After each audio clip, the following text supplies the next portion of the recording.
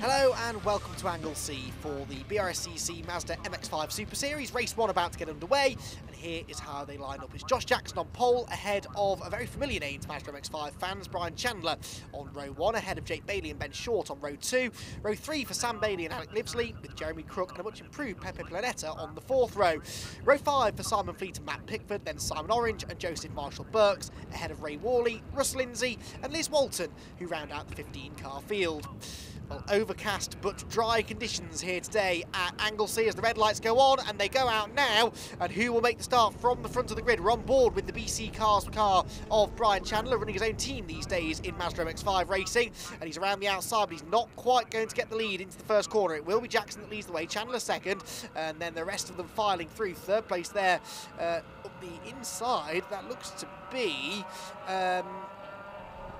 yeah, I think that is Alec Livesley, isn't it? Alec Livesley's had a really good start, and he's up there in the mix at the very front of the field. Through Church Corner they come for the first time of asking, though. Behind us there, the Gulf liveried car of Ben Short. That's not the car that he was racing in last time we saw him, of course, at Silverstone, where he picked up a race victory. He's out in a different car this time, but going equally as quickly. Sam Bailey up the inside of Jeremy Crook there as they rush up the hill and towards the Rocket Complex for the first time. Hard on the brakes now, and well, you can see that it's all starting to get quite greasy up there at that part of the circuit. The rain does seem to be coming in, and that's making life challenging for the drivers out there as they now start searching around for the grip. Sam Bailey there with Simon Orange and Jeremy Crook doing battle up towards now the right-hander at Peel. Down towards the end of the lap, and it is the coastal circuit, the shorter of the layouts that we're using here this weekend. And look at them still using all of the dirt as they come down into the corkscrew that ends the lap. We're on board with Brian Chandler here as he works his way through the tight left-hander and onto the pit straight. Down onto the start-finish line once again, where it is going to be Josh Jackson who leads the way. Chandler second, third place then for the Gulf car of Ben Short. Fourth place is Jake Bailey, 4 times a winner this year, but he goes up the inside of Ben Short into the banking, but with that corner being banked, the outside line is often where the grip and the momentum is, but not on that occasion because there was a bit of a wobble there, possibly in the greasy conditions there for Short, and so up the inside into Church. I think Jake Bailey's going to go through. Yes, he does. Drifts a bit wide on the exit though, and so Short will try and come back at him. Brian Chandler there running wide over the grass, sticks his hand out of the cockpit, and a few other cars further back doing the same thing. In fact, one car very sideways indeed and spinning in the middle of the road. Well, this was all happening behind Matt Pickford. I'm not sure who that was. The all-white card, possibly Joseph Marshall-Burks that's had a moment, but we'll try and pick up on that in a moment or two if we can. There, though, is Jake Bailey into third position now. Windscreen wipers working backwards and forwards as he chases down the leading 2 cars. With Jake Bailey just about ahead of Brian Chandler. They're being caught now, definitely, by the cars behind. Through the left, through the right at the corkscrew, back down the hill towards the end of the lap. And Brian Chandler trying to figure out which way he's going to go. Brian, of course, a regular race winner in Mark 1 Mazdas. He also did a season of the MX-5 Super Cup recently before turning his attention more to running the cars than racing them. But he's taken this opportunity to come out and have a play at Anglesey. And it's great to have him out there. He's a real character. He's in danger of losing second place here to a fired-up Jake Bailey, who seems to be getting quicker as he gets more and more used to the conditions now. Josh Jackson has more wins than anyone else this year. 9 victories to Josh in the number 72 car. They don't score points, this being a series, but there is a chance they can start scoring points next year if it can become registered as a championship. Certainly the entries have been going up all year. This is not the biggest entry we've had. We had 20 last time out, but Anglesey often a circuit that some drivers are a bit reluctant to travel to. But Brian Chandler's glad he travelled here because he's taken the race lead. So Brian Chandler driving really well here on his trip up to the north of Wales. Is ahead now of Jake Bailey and Josh Jackson, who have been doing such good battles all year long. They've been tied together, those two, and we've had some cracking dices between them. It is Jackson in front of Bailey at the moment. Bailey looks a bit quicker maybe at this stage of the race, as if maybe he might be able to find a way through. Down into the corkscrew they go.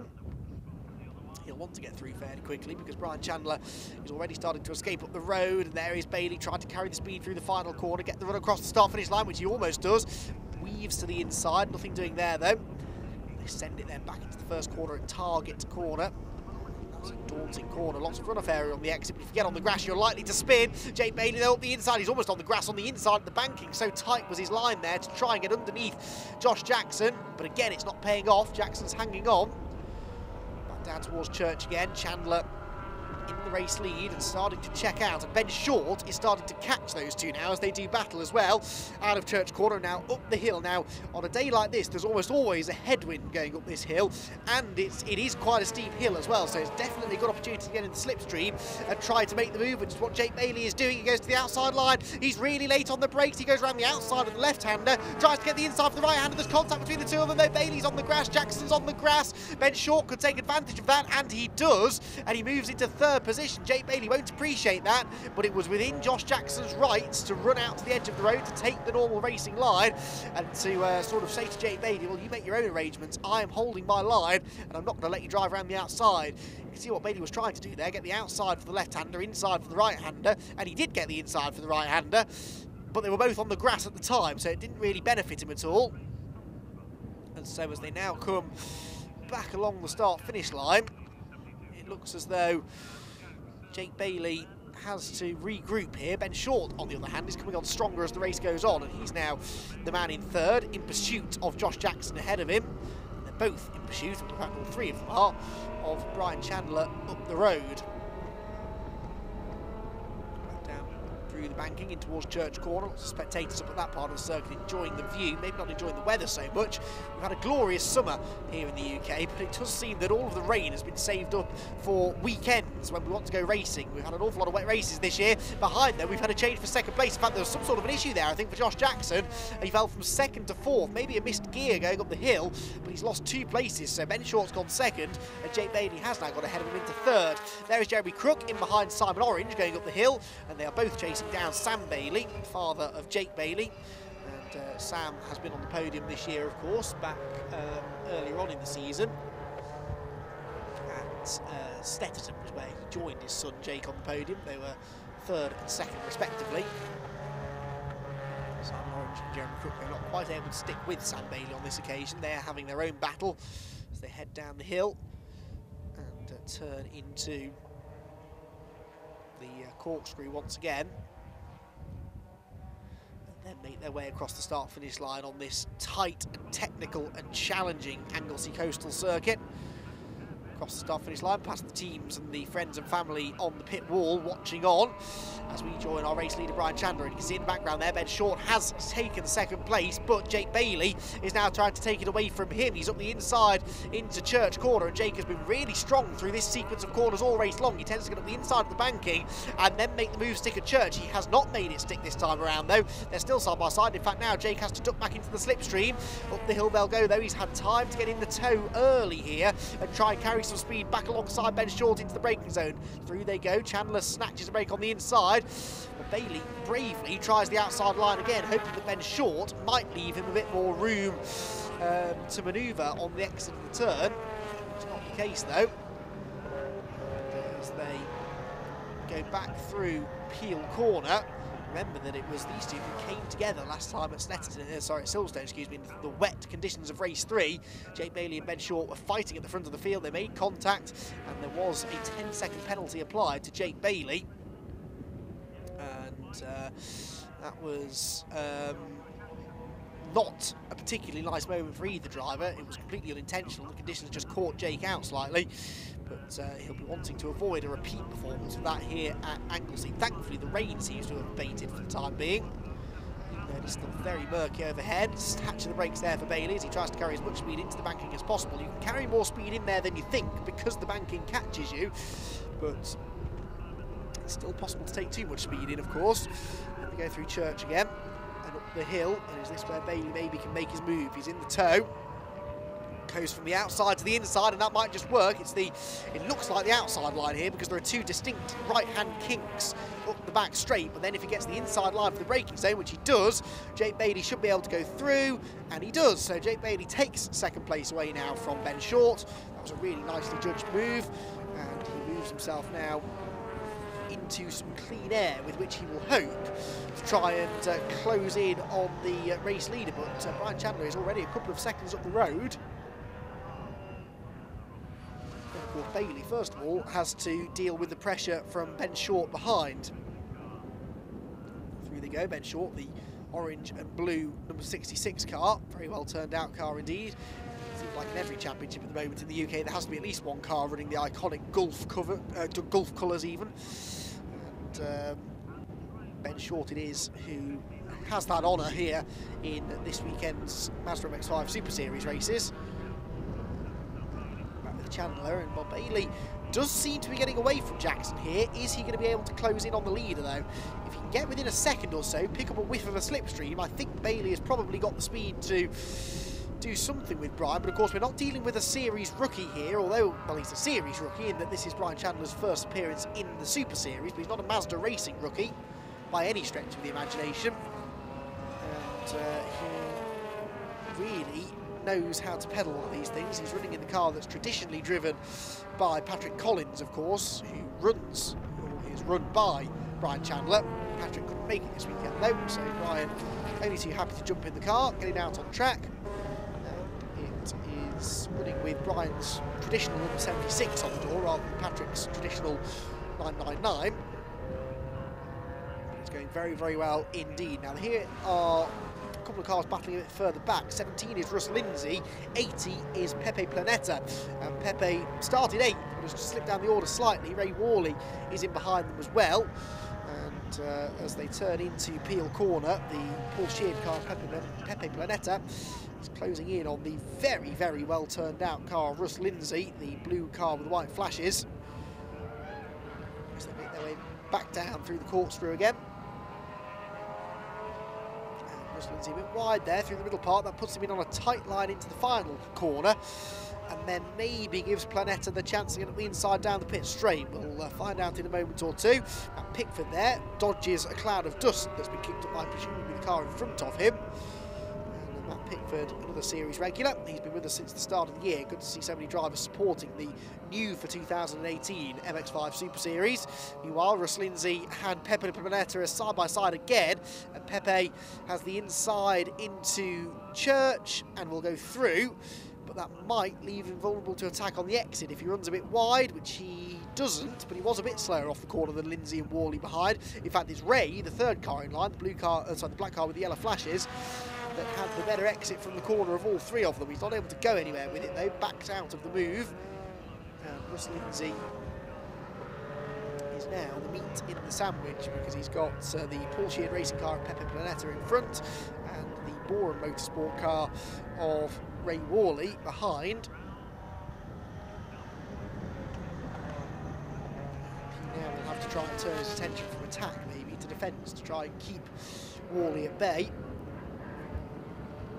Certainly doesn't quite seem able to stick with Planeta for the time being, so Pepe is into that position and will now try and pull away if at all possible. There's a fair gap up the road to the next group of cars.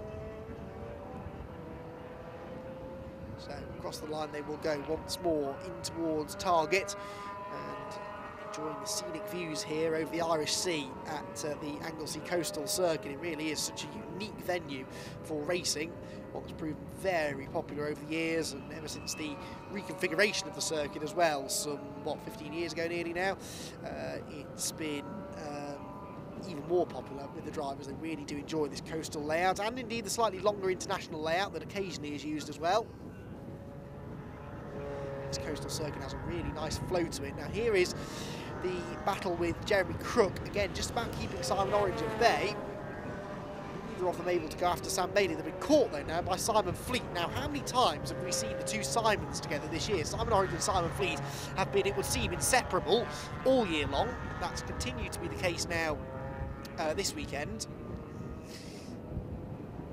And Jeremy Crook, a part of their private little battle now in this race as well, but it seems to be that Jeremy maybe has held up Simon Orange slightly. Simon Fleet's put in a few good laps and has been able to close in on the pair of them into the final third of this first of 3 20-minute races this weekend here at Anglesey. Jeremy Crook a bit wide over the curbs there through turn 1, but it's difficult to overtake down into the banking. For the reasons I mentioned earlier on, you can carry quite a lot of speed in on a tight defensive line and not run too wide on the exit. Having said that, Crook did run quite wide then, but you see that just gives you momentum on the exit. You've got the banking to help you, you've got gravity on your side, and you can just pull away down that short straight in towards Church Corner.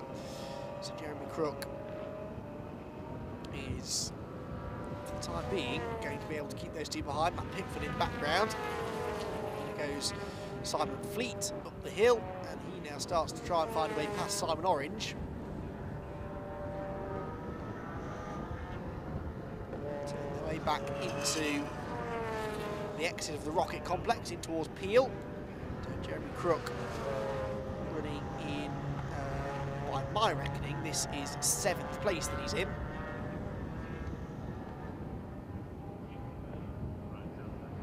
And fending off Simon Orange for the time being, down through the corkscrew. Orange, though, getting a bit closer. And if he can get a really good exit from the final corner, might be able to get up the inside. I don't think he quite can. Simon Fleet, in turn, seems to have pulled away ever so slightly this time around. Ken Crook uses all of the curb coming out of turn 1, but so too does Simon Orange. Crook just kicks up a bit of dirt. And then Crook runs really wide, going through the banking. So he's getting a bit scrappy here, is Jeremy, as he tries to keep this position. Jeremy Crook has had quite a lot of top 10 finishes this year, but not yet really been able to break right into the front end of the field. He had that 3rd place, remember, at Alton in the second race at Alton Park, which was a real standout performance. A race in which there were a few penalties dished out and a few of the drivers had dramas, but nonetheless he drove well to get on the podium, and we hoped that would be the start of something quite special. He then was able to repeat the feat in race 2, but then we went to Silverstone where he just wasn't quite able to repeat the performance. So 2 3rd places, Jeremy Crook's best finishes of the year. He's not going to improve upon that in this race either, so Simon Orange will be trying to take a place away from Jeremy Crook. It's not going to affect Jeremy's best finish of the year. Down through the corkscrew again, a big chunk of dirt taken there by both of these cars, and Simon Orange starting to look a little bit impatient now. Wants to get past Jeremy Crook, maybe feels that he's got the pace to go after Sam Bailey in front, and that was a much better exit for the final corner from Simon Orange. He will force Crook to defend into turn 1. Now that could force Jeremy to run even wider on the exit, which he does. He's on the grass, he's bouncing around. We've seen him do this a few times, putting a wheel onto the grass. That time it was all 4 wheels on the grass, and Simon Orange goes through. You can see that one coming.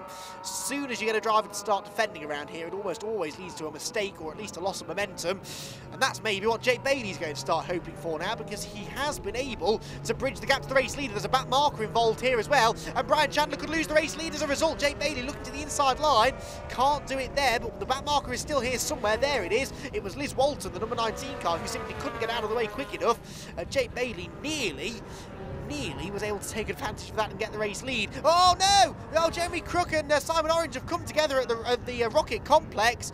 Now that was such a shame, because Simon Orange had driven really well to get past Jeremy Crook only half a lap earlier, and Jeremy looks to have misjudged his braking there and gone into the back of Simon Orange's car. It's done damage to both, but they've both been able to rejoin initially. Now back with the race leaders, and battle well and truly joined now with Brian Chandler and Jake Bailey, less than a car length apart as we go into the final couple of laps of the race, in towards the right-hander at the banking. Chandler defends the inside line. Bailey tries to go right around the outside. He's still there. Chandler shows him the edge of the road, though. He was always going to do that, and that was clever driving really from Chandler, because had Jake Bailey been able to stay alongside, that would have forced Chandler to go into this corner, the fastest corner on the circuit at Church, on a compromised inside line. So as it was, it made sense for him to try and just get his elbows out a bit of the banking, so as not to have to do so down at Church Corner. Bailey, though, will be in the tow now. He's closing back in again as they go up towards the top of the hill, and Brian Chandler being given a real work over here by one of the stars of the inaugural Mazda MX-5 Super Series this year. Jake Bailey looking for that 5th win of the year. Brian Chandler, of course, looking for a 1st victory of the year in his 1st appearance of the year. That would be a great way to announce your return to Mazda MX-5 racing, with a race victory, but can Jake Bailey do anything to stop him? Down the hill they will go. Now this might be the last lap. We're going to have to wait and see whether we have time to squeeze another one in. Down towards the end of the lap they go. It's going to be touch and go. Brian Chandler will lead them into the final corner. Is it going to be the final corner of the race though? Out of the turn they go. The last lap ball goes out, so no, we will get one more lap of this. They're lapping in the 1 minute 20s. There was about a minute and a half left on the clock, and as they go through turn number 1, that is perfect news for Jake Bailey, because Jake Bailey is going to, oof, look at that, have another chance to try and get past Brian Chandler. So there was a minute and 30 left on the clock. There was a minute left on the clock, excuse me, as they started the final lap. That is enough time for one more lap, as long as whenever the time runs out, they finish the lap that the leaders are on. And that is the lap that they're on now, as Jake Bailey gets in the tow once more up the hill towards the rocket complex. And is there a gap up the inside? Not really, but he goes for it anyway. Jake Bailey really late on the brakes. Has to be careful to avoid contact there, though, because Brian Chandler was going to have to turn into the corner at some point, which he did. And Brian it is who hangs on. He slithers a bit wide there, though, through the right-hander at the exit of the rocket complex. It's not raining anymore. That was just over-exuberance with the right foot, I think, there for Brian, which is something that you could say has become a bit of a feature of Brian's driving. He's very spectacular to watch indeed. But he's also a very, very good racer and hard to pass. I don't think Jake Bailey's going to have much chance of getting through the final couple of corners. He's going to try and force Brian to defend into the last corner, which he does. So it's going to be a drag race to the line, but it's a short run to the start-finish line, and Brian Chandler's going to just about do enough to hang on and win the opening race here at Anglesey by a quarter of a second over Jake Bailey in second. Ben Short was third ahead of Josh Jackson, a disappointing fourth. Then Alec Livesley, Sam Bailey, Simon Fleet, Simon Orange, then Matt Pickford and Pepe Planeta round out the top 10 ahead of Russ Lindsay, Ray Worley, Joseph Marshall-Burks and Liz Walton, with Jeremy Crook an on-finisher. It was quite an exciting race until about halfway through, and then Chipmunk Chandler and young Jake there managed to get the legs on us and disappeared up the road a little bit. And after that, it was about controlling the gap with Josh Jackson. But yeah, qualifying was really disappointing. I should have tested, but I didn't. So qualifying was really disappointing, and then the boys did really well at BS Motorsport, changed the setup, and obviously the car's a bit quicker now. So hoping for some rain tomorrow, where maybe a bit of experience might help me out. But yeah, a good result, and a big thank you to Nick Riley for the loan of the car this weekend. And again, we're just developing it to get it as quick as possible for when he takes over in a couple of weeks' time.